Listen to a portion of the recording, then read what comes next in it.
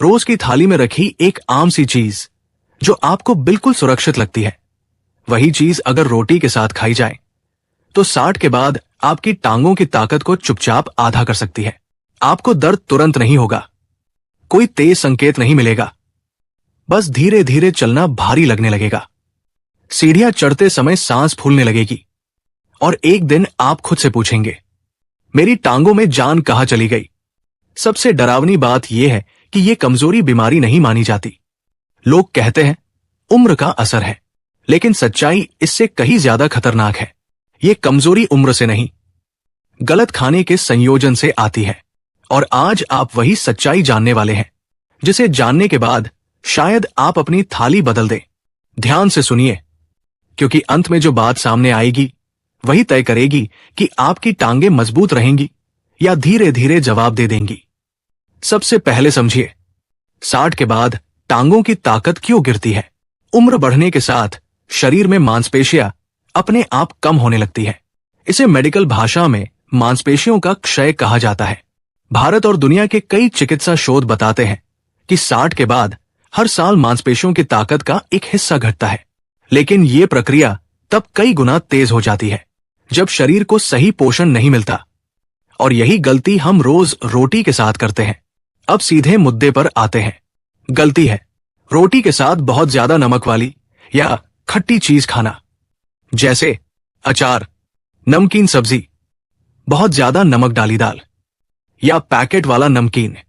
आप सोचते हैं रोटी सूखी है, थोड़ा अचार या नमक हो तो स्वाद बढ़ेगा। यहीं से टांगों की ताकत पर वार शुरू होता है। अब समझिए कैसे। नमक यानी सोडियम। 60 के बाद शरीर सोडियम को पहले जैसा संभाल नहीं पाता। जैसे ही आप रोटी के साथ ज्यादा नमक लेते हैं, शरीर से पानी बाहर निकलने लगता है। लेकिन यह पानी सिर्फ पेशाब से नहीं निकलता, यह पानी मांसपेशियों के अंदर से भी निकलता है। मांसपेशियों के अंदर पानी बहुत जरूरी होता है। यही पानी उन्हें लचीला और मजबूत बनाए रखता है। जब यह पानी कम होता है तो मांसपेशियां सख्त और कमजोर होने लगती है और यहीं से शुरू होती है टांगों में भारीपन, खिंचाव, ऐंठन और चलने में डर। अब एक और खतरनाक बात समझिए। रोटी खुद कार्बोहाइड्रेट होती है। जब आप रोटी के साथ नमक या अचार खाते हैं तो शरीर में इंसुलिन तेजी से बढ़ता है। इंसुलिन बढ़ने से शरीर मैग्नीशियम और पोटेशियम जैसे खनिजों को पेशाब के रास्ते बाहर निकाल देता है। यही दो खनिज टांगों की ताकत के सबसे बड़े रक्षक होते हैं। मैग्नीशियम नसों को शांत रखता है, पोटेशियम मांसपेशियों में संकुचन और ढीलापन संतुलित करता है। इनकी कमी होते ही सबसे पहले असर टांगों पर पड़ता है। अब जरा अपने अनुभव पर गौर कीजिए। क्या आपको रात में टांगों में ऐंठन होती है? क्या सुबह उठते ही पैरों में जकड़न रहती है? क्या थोड़ी दूर चलने पर पैर भारी लगते हैं? अगर हाँ, तो ये उम्र नहीं, ये पोषण की चोरी है। और ये चोरी रोज आपकी थाली में हो रही है। अब दूसरी खतरनाक चीज सुनिए। जो लोग रोटी के साथ खाते हैं और उसे सेहतमंद मानते हैं, वो है बहुत ज्यादा दही या छाछ। दही अपने आप में खराब नहीं है, लेकिन समय और मात्रा गलत हो तो यही दही टांगों की ताकत की दुश्मन बन जाती है। 60 के बाद पाचन अग्नि कमजोर हो जाती है। रात या दोपहर में भारी मात्रा में दही लेने से शरीर में कफ बढ़ता है। कफ बढ़ने से नसों में सुस्ती आती है, खून का बहाव धीमा पड़ता है और मांसपेशियों को ऑक्सीजन कम मिलने लगती है। नतीजा, टांगों में थकान, सुस्ती और धीरे धीरे कमजोरी। कई आयुर्वेदिक और आधुनिक चिकित्सा रिपोर्ट बताती है कि बुजुर्गों में ज्यादा ठंडे और भारी खाद्य पदार्थ लेने से मांसपेशियों की कार्यक्षमता घटती है। अब तीसरी चीज जो सबसे ज्यादा नुकसान करती है, रोटी के साथ मीठा। कुछ लोग भोजन के बाद तुरंत मिठाई खा लेते हैं। कुछ लोग गुड़ या चीनी का उपयोग करते हैं। 60 के बाद ये आदत बेहद खतरनाक हो जाती है। मीठा खाने से ब्लड शुगर तेजी से बढ़ता है। ब्लड शुगर बढ़ते ही नसों में सूजन शुरू होती है। नसें जब सूजती है तो मांसपेशियों तक सही संकेत नहीं पहुंच पाते।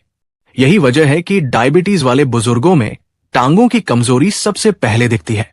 लेकिन ध्यान दीजिए, ये कमजोरी सिर्फ डायबिटीज वालों में नहीं होती, ये उन लोगों में भी होती है जो रोज मीठा खाते हैं, लेकिन अभी जांच में सब ठीक दिखता है, क्योंकि नुकसान अंदर हो रहा होता है। अब सवाल उठता है, तो रोटी के साथ क्या खाएं? यहीं पर असली समाधान छुपा है। लेकिन उससे पहले एक और सच्चाई जान लीजिए। अगर आपकी टांगों की ताकत कम हो रही है तो इसका असर सिर्फ चलने पर नहीं पड़ेगा। ये असर पड़ेगा आपके संतुलन पर, आपके गिरने के खतरे पर और आपके आत्मविश्वास पर। भारत में बुजुर्गों के गिरने की घटनाओं पर हुए अध्ययनों में साफ लिखा है कि मांसपेशियों की कमजोरी गिरने का सबसे बड़ा कारण है। और गिरना सिर्फ चोट नहीं देता, कई बार यह पूरी जिंदगी बदल देता है। अब समाधान पर आते हैं। पहला नियम, रोटी के साथ बहुत ज्यादा नमक वाली चीज तुरंत बंद करें। अचार रोज नहीं, नमकीन सब्जी सीमित, पैकेट वाला नमक तो बिल्कुल नहीं। दूसरा नियम, रोटी के साथ प्रोटीन जरूर जोड़ें, जैसे दाल, चना, राजमा या मूंग। प्रोटीन मांसपेशियों की मरम्मत करता है और रोटी से मिलने वाली ऊर्जा को सही दिशा देता है। तीसरा नियम, रोटी के साथ हरी सब्जी जरूर रखें। हरी सब्जियों में मैग्नीशियम और पोटेशियम होता है। ये खनिज नमक और उम्र से होने वाले नुकसान की भरपाई करते हैं। चौथा नियम, दही या छाछ लें, लेकिन दिन में, रात में नहीं, और मात्रा सीमित। पांचवा नियम, मीठा रोज नहीं और भोजन के साथ बिल्कुल नहीं। अगर खाना ही है तो अलग समय पर और बहुत कम मात्रा में।